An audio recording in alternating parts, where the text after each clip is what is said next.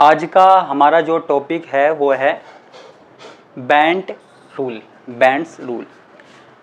हम एमएससी में ये पढ़ रहे हैं, एमएससी इन ऑर्गेनिक केमिस्ट्री में। अब बेंट रूल क्या है वो मैं आपको बताने वाला हूँ।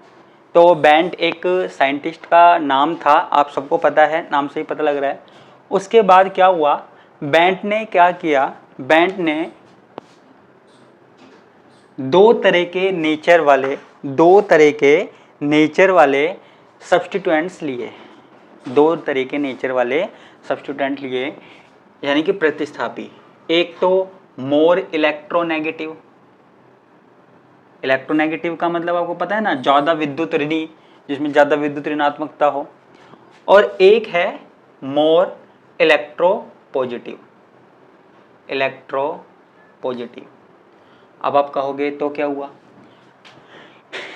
आपने कई थ्योरी पढ़ी है जिनमें आपको पता है कि कोई मेटल होता है, मेटल यानी कि धातु होता है या कोई और होता है, या कोई भी और एलिमेंट होता है, सेंट्रल एटम लिख देते हैं, और कोई दूसरे एटम इसके साथ बॉन्ड बनाने के लिए आ रहे हैं।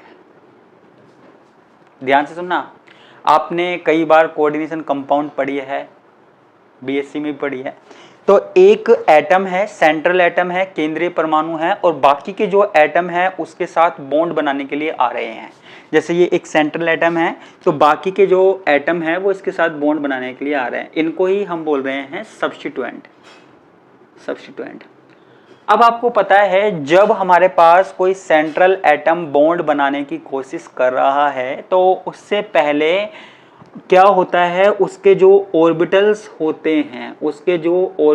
होते हैं, कक्षक होते हैं, आपस में मिक्स हो जाते हैं, आपस में संकरण करते हैं, हाइब्रिडाइजेशन करते हैं। और जैसे हाइब्रिडेशन अलग अलग तरीके का, जैसे मान लीजिए sp2 कर लिया, sp3 कर लिया, sp3d कर लिया, ठीक है। या इसके अलावा बहुत सारे संकरण हो सकते हैं, sp3d2 कर लिया, sp3d2 कर लिया, बहुत सारे हाइब्रिडेशन होते हैं, 7-8 जो होते हैं। तो जब भी सेंट्रल एटम, मान लीजिए ये एक क्या है, सेंट्रल एटम है माना, ये बॉन्ड बनाना चाहता है अलग अलग एटम के साथ, तो यहां पर ये क्या करता है, अपने जो s के, p के, d के ऑर्बिटल्स को मिलाता है और क्या करता है, संकरण करता है, हाइब्रिडाइजेशन करता है। क्लियर है। अब यहां पे जो हाइब्रिडाइजेशन हुआ है, हाइब्रिडाइजेशन जो हुआ है वो किससे हुआ है, वो किससे हुआ है, वो हुआ है s ऑर्बिटल से, p ऑर्बिटल से, d ऑर्बिटल से, इनसे हाइब्रिडाइजेशन हुआ है।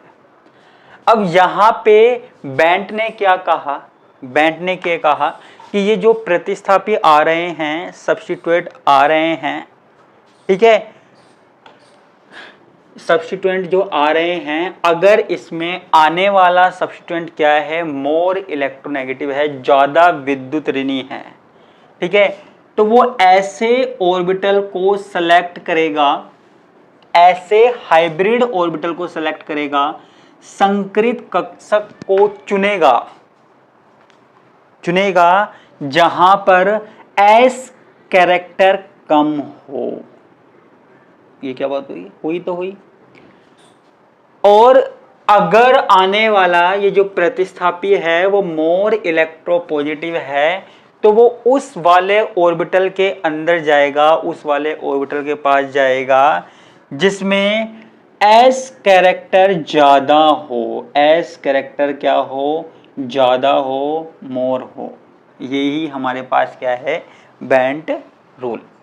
बेंट का रूल क्या है, दोबारा से बताता हूं। बेंट ने कहा था कि अगर किसी एटम के पास, किसी सेंट्रल एटम, केंद्रीय परमाणु के पास और प्रतिस्थापी आते हैं, सब्स्टिट्यूएंट आते हैं, तो वो सब्स्टिट्यूएंट क्या करेंगे, उनमें से जो ज्यादा इलेक्ट्रोनेगेटिव होगा तो वो ऐसे ऑर्बिटल के पास जाएगा जहां पर एस कैरेक्टर कम है, यानी कि एस ऑर्बिटल का योगदान एक तरीके से कम है, कम से कम हो। और अगर इलेक्ट्रो पॉजिटिव है तो वो ऐसे के पास जाएगा जहां पे ज्यादा से ज्यादा एस कैरेक्टर हो, ठीक है। तो ये हमारे पास क्या था, बेंट रूल था। ये इतनी सी बात आपको समझनी है। क्लियर है? एग्जाम्पल कुछ एग्जाम्पल ले लेते हैं। आपने CH4 देखा है, CCl4 देखा है। अब देखो यहाँ पे इन CgH4 और CCl4 दोनों में जो एंगल होता है वो 109.5 डिग्री होता है। ठीक है, लेकिन अगर हम बात करें किसकी, CH2F2, देखो तीनों में हाइब्रिडाइजेशन क्या होता है, sp3 होता है। हाइब्रिडाइजेशन तो तीनों में क्या है, sp3 है, इसमें भी, इसमें भी, इसमें भी। लेकिन यहाँ पर एंगल है 109.5 डिग्री। लेकिन यहाँ पे जो एंगल होता है, ये 2 कार्बन है, लेकिन यहाँ पर ये जो फ्लोरीन कार्बन से जुड़ा हुआ है, यहाँ पर एंगल में थोड़ा चेंज आ जाता है। ये जो बॉन्ड एंगल है थोड़ा सा कम हो जाता है, ये बॉन्ड एंगल जो है थोड़ा सा कम हो जाता है इसके कंपैरिजन में। ठीक है, जिसको हम किससे समझा सकते हैं, बेंट रूल से। किससे समझा सकते हैं, बेंट रूल से। ठीक है, यहाँ पर ये जो FCF है, यहाँ पर S कैरेक्टर क्या है, क्या है, कैरेक्टर क्या है, कम है। S कैरेक्टर क्या है, कम है। कितना कम है, 25% से भी कम है। ठीक है, और HCH में अगर ये हाइड्रोजन वाला बॉन्ड है, इसमें 25% से ज़्यादा है। तो आपको ज़्यादा कुछ घूमने की जरूरत नहीं है, बस एक चीज़ याद रखना कि जितना ज़्यादा इलेक्ट्रोनेगेटिव होगा वो ऐसे ऑर्बिटल को सेलेक्ट करेगा जहाँ पर S कैरेक्टर कम हो, S लक्षण कम हो, और जितना ज़्यादा इलेक्ट्रोपॉजिटिव होगा वो ऐसे ऑर्बिटल को, ऐसे कक्षक को चुनेगा, ऐसे ऑर्बिटल को चुनेगा जहाँ पर S कैरेक्टर ज़्यादा हो इलेक्ट्रोपॉजिटिव होने पर। ये हमारे पास बेंट का रूल है। बेंट के रूल को और भी बताया जा सकता है। ठीक है, और ज़्यादा अच्छे से एक्सप्लेन करता हूँ मैं। एक एग्जाम्पल लेता हूँ, एग्जाम्पल लेते हैं। जैसे हमारे पास है PCl5। ठीक है, फास्फोरस का इलेक्ट्रॉनिक विन्यास कितना होता है, आपको पता ही होगा। कितना होता है, 3H2 3P3 और 3D0, ये होता है। अब यहाँ पे S में कितने इलेक्ट्रॉन हैं, 2 हैं। P में कितने हैं, 1 2 3 हैं। और D में कितने हैं, कोई भी नहीं है। ठीक है, अब आपको पता है ये वाला ऑर्बिटल है S है, और ये P में 3 तरह के ऑर्बिटल होते हैं, PX PY PZ। अगर X एक्सिस पर होता है ऑर्बिटल P वाला तो उसको हम बोलते हैं PX। अगर Y ऑर्बिटल Y एक्सिस पर, Y अक्ष पर होता है तो उसे हम बोलते हैं PY। और Z एक्सिस पर होता है तो उसे हम बोलते हैं PZ। और D वाले ऑर्बिटल कितने होते हैं, D वाले भी 5 होते हैं, D वाले 5 होते हैं। ये भी DXY DYZ DZX, आपको पता ही है। अब यहाँ पर क्या हुआ, ये तो ग्राउंड स्टेट हो गई। एक्साइटेड स्टेट में क्या हुआ कि ये एक इलेक्ट्रॉन यहाँ से यहाँ चला जाता है, कुछ इस तरीके से आपने पढ़ा होगा छोटी क्लासों में ये। और ये S 3P और D, इस तरीके से हमारे पास sp3d ऑर्बिटल बना लेते हैं। अब देखो आपको ये तो पता है ये S ऑर्बिटल है, ये PX है, PY PZ। अब ये D वाला, D 5 तरह के ऑर्बिटल होते हैं। 5 तरह के कौन से, DXY DYZ DZX DX2Y2 और DZ2। ये 5 तरह के ऑर्बिटल हमारे पास होते हैं। ये तीनों ऑर्बिटल होते हैं एक्सिस के बीच में, बिटवीन एक्सिस, मैं लिख देता हूं। और ये 2 तरह के ऑर्बिटल होते हैं on the axis, on the axis होते हैं। ठीक है, अब देखो यहां पे जो Z एक्सिस पर है, ठीक है, अब देखो यहां पर क्या होता है कि ये जो PCl5 है इसकी स्ट्रक्चर कुछ ऐसी होती है। पहले स्ट्रक्चर देख लेते हैं। ऐसी ट्राइगोनल और बाइपिरामिडल, 3 तो ऐसे होते हैं और ये ऐसे।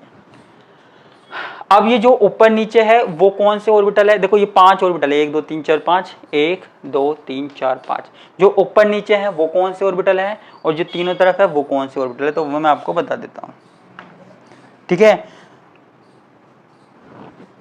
देखो यहां पे जो PZ है, जिसमें Z आ रहा है, TZ और DZ2, यानी कि ये वाला dz², ये हमारे पास ऊपर नीचे वाले ऑर्बिटल है z वाले, z एक्सिस पे, ठीक है। और बाकी के जो तीनों हैं, तीनों कौन से, s, ये px और py,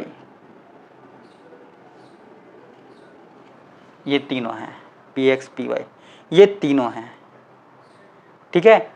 तीनों के तीनों ये ऑर्बिटल हैं, क्लियर है ना। अब यहाँ पर आप कहोगे सर यहाँ पे बेंट रूल का कैसे पता लग रहा है, बेंट रूल का कहाँ यूज हुआ है, तो वो मैं आपको बताना चाहता हूँ। पहले ये एग्जांपल मुझे बताना था, अब आगे देखिए जरा। ये हो गया कि ये जो ऊपर नीचे वाले ऑर्बिटल है वो तो है pz² और ये जो इधर वाले ऑर्बिटल है वो ये है s px py, ठीक है। अगर हम ये थोड़ा सा चेंज करते हैं, अगर हम इसको ले ले PCl3F2, ठीक है। अभी तक तो पांचों Cl एक जैसे थे, तो कहीं पर भी कोई सा भी Cl लिख दिया था, कोई दिक्कत नहीं थी। लेकिन अब हमने क्या किया, 2 Cl हटा के 2 फ्लोरीन जोड़ दिए हैं, जिससे हमको बेंट रूल का पता लगे। अब यहाँ पर अब PCl3 में कई बार PCl3F2 में, अब जैसे आपने ये बना दिया कभी डायग्राम, अब आप कहोगे सर ये जो फ्लोरीन है, ये जो फ्लोरीन है उनको हम ऊपर रखें या नीचे रखें, ये जो फ्लोरीन है उनको हम ऊपर रखें या नीचे रखें, ये पूछा जाता है, या फिर साइड में रखें, ठीक है। तो 2 फ्लोरीन है, तो 2 फ्लोरीनों को, एक को ऊपर रखा जाता है, एक को नीचे रखा जाता है। अब आप कहेंगे ऐसा क्यों, देखो जो एक्सियल पे, देखो यहाँ पे ये इस वाले एक्सिस पे जो दोनों ऑर्बिटल हैं, दोनों ऑर्बिटलों में कहीं पर भी एस करेक्टर नहीं आ रहा है। बेंट का रूल ध्यान रखना, बेंट का रूल कहता है कि जो ज्यादा इलेक्ट्रोनेगेटिव है, जो ज्यादा इलेक्ट्रोनेगेटिव है वो ऐसे ऑर्बिटल के पास जाएगा, वो ऐसे ऑर्बिटल के पास जाएगा जहां पर कम से कम एस कैरेक्टर हो। तो यहाँ पे जेड वाले में एस कैरेक्टर कहाँ दिख रहा है, दिख रहा है कि कहीं, तो जेड वाले में एस कैरेक्टर कहीं नहीं दिख रहा है, ठीक है। तो ये कहाँ पर जाता है, कम एस कैरेक्टर है, थोड़ा बहुत होता है लेकिन कम एस कैरेक्टर है, तो ये जाता है ऊपर और नीचे, ठीक है। जबकि क्लोरीन जो है वो फ्लोरीन से कम इलेक्ट्रोनेगेटिव है, मतलब थोड़ा सा इलेक्ट्रोपॉजिटिव है, ठीक है। तो ये वहां जाएगा जहां पे एस कैरेक्टर ज्यादा मिलता है, तो क्लोरीन जाएगा यहां पर इस तरीके से। तो यहां पर क्या फॉलो हुआ है, बेंट का रूल फॉलो हुआ है, बेंट्स रूल फॉलो हुआ है कि जो ज़्यादा इलेक्ट्रोनेगेटिव एटम है यानी कि फ्लोरीन है, वो वहाँ उस एक्सिस पर गया है, उस अक्ष पर गया है जहाँ पर उसको कम एस कैरेक्टर मिला है, यानी कि जेड वाला मिला है, ठीक है। और क्लोरीन उधर गया है जहाँ पर उसे ज़्यादा एस कैरेक्टर मिला है। ज़्यादा एस कैरेक्टर कहाँ होगा, एस में होगा, फिर एस से लगता हुआ पी एक्स है तो इसमें भी ज़्यादा ही होगा, पी वाई में थोड़ा सा कम होगा, उससे कम इसमें होगा और सबसे कम इसमें होगा। इस तरीके से एस कैरेक्टर हमने निकाल लिया है, क्लियर है। तो ये हमारे पास क्या हुआ, बेंट का रूल हुआ, बेंट्स रूल हुआ, बिल्कुल सिंपल सा बेंट्स रूल था। इसके बाद एक छोटा सा टॉपिक है हमारे पास, वो क्या है, वो है डी पाई पी पाई बॉन्ड। क्या है, डी पाई पी पाई बॉन्ड। अब ये डी पाई पी पाई बॉन्ड क्या है वो मैं आपको बताता हूँ। बहुत सारे मॉलिक्यूल्स हैं, बहुत सारे कंपाउंड है, वो डी पाई पी पाई बॉन्ड बनाते हैं। डी पाई पी पाई बॉन्ड क्या है, देखो पाई से मतलब आप समझ ही गए होंगे, पाई का मतलब डबल बॉन्ड वाला। पाई का मतलब होता है जब ऑर्बिटल इस तरीके से ओवरलैप करते हैं तो क्या बनता है, पाई बॉन्ड बनता है, ठीक है। अब यहाँ पे डी पाई पी पाई का मतलब क्या है, डी पाई पी पाई का मतलब क्या है कि हमारे पास जो केंद्रीय परमाणु होता है, सेंट्रल एटम होता है, उसका तो डी ऑर्बिटल, और जो लिगेंड हमारे पास सामने से आ रहा है उसका पी ऑर्बिटल, डी ऑर्बिटल और इसका पी ऑर्बिटल, मतलब ये आधे आधे भरे हुए हैं, ये आपस में एक दूसरे के साथ क्या बना रहे हैं, पाई बॉन्ड बना रहे हैं। तो इसको हम क्या बोलते हैं, डी पाई पी पाई बॉन्ड। तो अगर कोई पूछ ले तो सेंट्रल एटम है, केंद्रीय परमाणु है, उसका तो डी ऑर्बिटल, और जो दूसरा लिगेंड है उसका p ऑर्बिटल आपस में जुड़कर क्या बना रहे हैं, पाई ऑर्बिटल बना रहे हैं। पहले एक बॉन्ड जो होता है वो बनता है सिग्मा। पहले क्या होता है, पहले जो लिगेंड है यानी कि p ऑर्बिटल वाला है, p ऑर्बिटल है वो d ऑर्बिटल को क्या देता है, इलेक्ट्रॉन देता है और उससे क्या बनता है, सिग्मा बॉन्ड बनता है। उसके बाद जो d वाला ऑर्बिटल है, कक्षक है, वो p वाले को इलेक्ट्रॉन देता है, उससे पाई बनता है। ठीक है, तो यही हमारे पास क्या है, डी पाई पी पाई बॉन्ड होता है। एग्जाम्पल बहुत सारे हैं, जैसे H3PO3, H3PO4, बहुत सारे एग्जाम्पल्स हैं। तो जैसे H3PO3 का मैं डायग्राम बनाता हूँ, OH ये। अब यहाँ पे एक बॉन्ड तो क्या है, सिग्मा है, और ये वाला क्या है, पाई है, और पाई भी कैसा है, डी पाई पी पाई। ठीक है, तो डी पाई पी पाई में क्या होता है कि ऐसा पाई बॉन्ड बनता है जिसमें सेंट्रल एटम का डी ऑर्बिटल हो और जो लिगेंड है उसका क्या हो, पी ऑर्बिटल हो। ठीक है, तो उसको हम बोलते हैं डी पाई पी पाई बॉन्ड। तो बहुत सारे एग्जाम्पल हो सकते हैं इसके, POCl3 ये भी एग्जाम्पल है, P double bond O, Cl Cl Cl, इस तरीके से। तो ये हमारे पास हो गया डी पाई पी पाई बॉन्ड। इसके अलावा आगे की बात करेंगे हम नेक्स्ट वीडियो में। धन्यवाद।